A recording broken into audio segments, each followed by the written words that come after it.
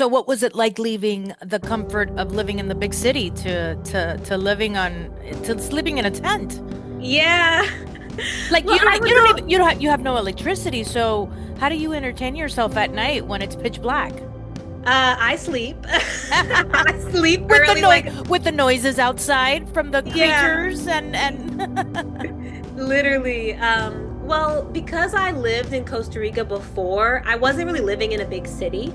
I kind of got more and more like progressively rural during my journey in Costa Rica. Like I first lived more in a city or like a suburb, and then I moved to this town and I was just living in a small house. It was in the town, so of course it had Wi-Fi and electricity and stuff, but it's a small town. Mhm. Right? Like it's near the beach. There's chickens. Sometimes there's cows walking down the street. So it already was kind of, preparing me.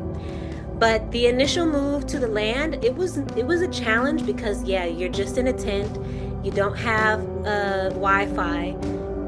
There's just nothing. There's just land and you. So I had to move through some fears and I had to get comfortable again. But then every day waking up, the sound like the birds chirping, and like there's just this really crisp moment, like when the sun first rises in Costa Rica, where it's just so gorgeous.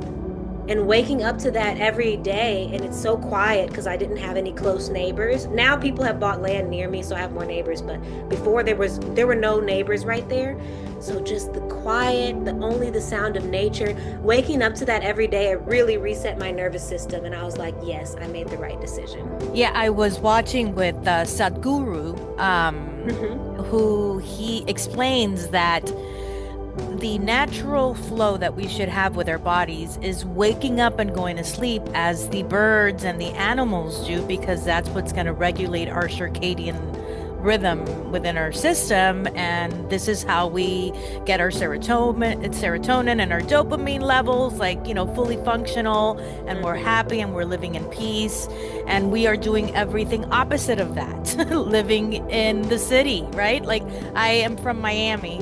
Oh yeah. I relocated to Orlando. It's a little bit quieter, but it's crazy too, right? Like we're right by all the theme parks and everything, so we have a lot of tourism here. And I definitely can identify with what you're doing. I mean, I don't know if I have the courage to do what you're doing and living out there by myself, but I consider myself a small town girl. There's just like nothing like waking up in the countryside and right, the horses and the Hmm. chickens.